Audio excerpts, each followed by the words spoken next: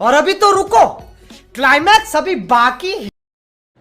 देखिए, पहली बात तो यह है कि जब भी ये मुद्दा उठा था, सबसे पहले जब कोर्ट का फैसला आया था, उसी दिन मैंने कहा था कि ये फैसला बिल्कुल गलत है, बेबुनियाद है। और जो 2 साल की सजा दी जा रही है, जज साहब को भी मालूम है कि अगर एक दिन कम देते तो निश्चित रूप से राहुल गांधी की सदस्यता नहीं जाती।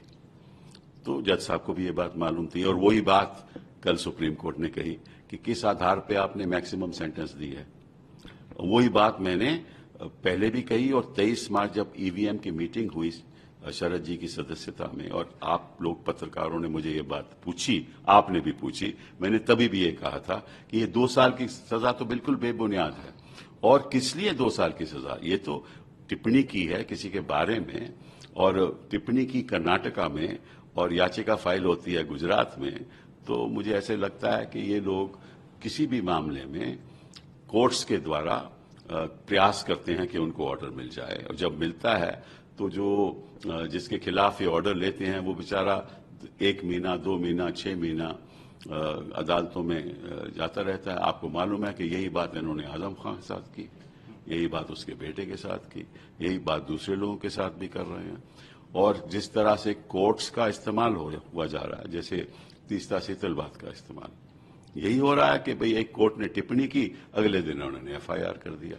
तो मतलब ये है कि ये जो मामला है ना, कोर्ट्स के द्वारा, कोर्ट्स में याचिकाएं डाल के उनके द्वारा प्रयास करना को ऑर्डर मिल जाए, ये अपने आप में बड़ा दुर्भाग्यपूर्ण है। ऐसा नहीं होना चाहिए, और कोर्ट्स को भी चौकन्ना रहना चाहिए कि क्यों ये याचिका दायर हुई जा रही है। मैं रोज के रोज देखता हूं कि सुप्रीम कोर्ट में भी ऐसा ही होता है। तो रुको जरा, सबर करो। याचिका डाली जाती है एक राजनीतिक एजेंडा को लेकर, और फिर कोर्ट में वो मामला चलता रहता है। पहले तो यही बात है कि क्रिमिनल डेफेमेशन ये एक कानूनी खत्म होना चाहिए, ऐसा कोई कानून होना ही नहीं चाहिए। आपको अगर लगता है कि आपके खिलाफ को मानहानि का मुकदमा किसी के खिलाफ किया है और उसने मानहानि की है, तो आप सिविल डैमेजेस लीजिए, 5 लाख, 10 लाख, 15 लाख, 1 करोड़, आप सिविल डैमेजेस लीजिए। जेल में जाने का क्या मतलब है? किस लिए जेल में जाना है?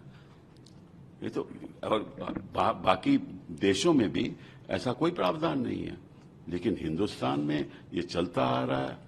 मुझे याद है कि जब लालू जी के खिलाफ ये मामला हुआ था, तो यही हमने रखा था कि भाई जब तक हायर कोर्ट फैसला नहीं करते तब इसका स्टे होना चाहिए। एनीवे, वो बात तो खत्म हो गई।